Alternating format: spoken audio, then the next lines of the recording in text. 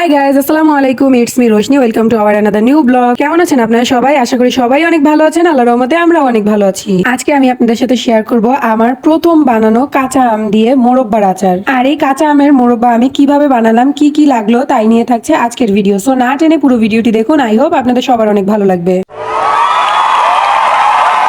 গুড্ডুর বাবা আচার খেতে খুবই পছন্দ করে, তাই আজকে আমি বানাবো কাঁচা আমের মোরব্বা। তাই প্রথমে আমি আমার প্রয়োজন মতো কিছু কাঁচা আম নিয়ে নিলাম।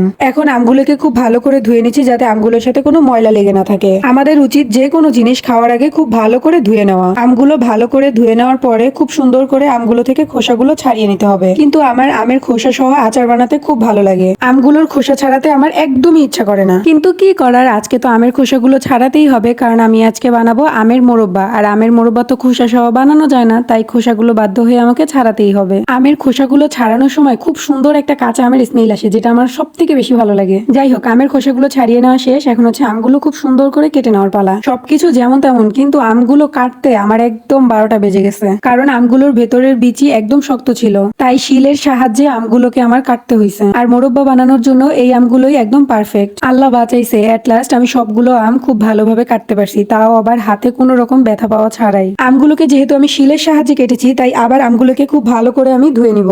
এখন আমগুলোকে আমি একটা কাঁটা চামচের সাহায্যে খুব ভালো করে কেচে নিব, কারণ আমগুলোকে যত ভালো করে কাঁটা চামচের সাহায্যে কেচে নেওয়া হবে, আমের আচারটা খেতে তত বেশি মজা হবে। কাঁটা চামচের সাহায্যে আমার সবগুলো আম খুব ভালো করে কেচে নেওয়া হয়ে গেছে। এখন সবগুলো আম আমি একটা পাতিলের ভিতরে নিয়ে নিব। এই আচারটা বানানো খুবই সহজ, কিন্তু আচারটা বানাতে অনেক টাইম লাগে। সবগুলো আম আমি একটা পাতিলের ভিতর নিয়ে নিয়েছি। এখন এটার ভিতরে কিছুটা লবণ আর ভিনেগার আর হচ্ছে গরম পানি দিয়ে আমি আমগুলোকে সারা রাতের জন্য ভিজিয়ে রাখবো। এতে করে আমের টকটা খুব সহজেই দূর হয়ে যায় আর আচারটাও খুব ভালো হয়। আমগুলোকে ঢেকে রেস্টে রেখে দিচ্ছি সারা রাতের জন্য। শুধু তো আচার খেলেই হবে না, এখন হচ্ছে আমের সিজন, তাই আমটাকে ইচ্ছা মতো খেয়ে নিচ্ছি, যেভাবে পারছি সেভাবেই। আচার খেতে খেতে তো নেক্সট ডে, তাই ইনস্ট্যান্ট খাওয়ার জন্য আমের ভর্তা বানিয়ে ফেললাম। প্রচুর ঝাল দিয়ে ভর্তাটা বানিয়েছি, তাই এখন তো খাচ্ছি খুব মজা করে, কিন্তু আসল মজা বুঝবো কালকে। আল্লাহ তুমি রহমত করো।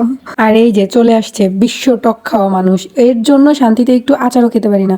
ওর এত টক পছন্দ, মানে একটা মেয়ের থেকে বেশি টক খাইতে পারে গুড্ডুর বাবা। আগে জানতাম মেয়েরা নাকি সব থেকে বেশি টক খেতে পারে, কিন্তু গুড্ডুর বাবাকে দেখার পরে আমার এই ভুল ধারণাটা ভাঙছে। ওর থেকে বেশি টক আমার মনে হয় না যে কেউ খেতে পারে। যাই হোক, চলে এলাম পরের দিনে সকালে। তো প্রথমেই আমি কিন্তু আমগুলোকে আবার খুব ভালো করে ধুয়ে নিয়েছি। আর কথা না বাড়িয়ে চলে এলাম রান্নার কাজে। আমি একটা ফ্রাই প্যানে কিছুটা হচ্ছে ঘি নিয়ে নিলাম। প্রথমে আমি আমগুলোকে এই ঘিয়ের মধ্যে হালকা করে ভেজে নিব।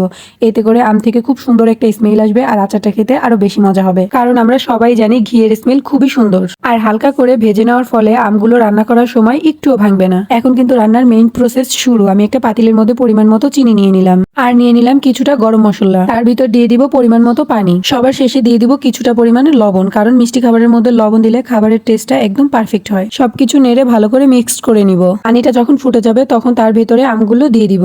আমগুলো দেওয়ার পরে আলতো করে নেড়ে মিক্সড করে নিতে হবে, আর এই কাজটা খুবই সাবধানে করতে হবে যাতে আমগুলো ভেঙে না যায়। আমার আচারটা প্রায় হয়ে গেছে, কিন্তু আমার শুধু মিষ্টি আচার পছন্দ না। শুধু মিষ্টি আচারের তুলনায় টক ঝাল মিষ্টি আচার আমার বেশি ভালো লাগে, তাই আমি এখানে কিছুটা শুকনো মরিচের গুঁড়া ব্যবহার করছি। টানটানা, তৈরি হয়ে গেছে আমার টক ঝাল মিষ্টি ফ্লেভারের কাঁচা আমের মোরব্বা। চাইলে কিন্তু আপনারাও বাসায় ট্রাই করতে পারেন। যাই হোক, আমার আজকের ব্লগটা এই পর্যন্তই। দেখা হবে অন্য কোনো ব্লগে। ততক্ষণ পর্যন্ত ভালো থাকবেন, সুস্থ থাকবেন, আর আমাদের জন্য বেশি বেশি দোয়া করবেন। আল্লাহ হাফেজ।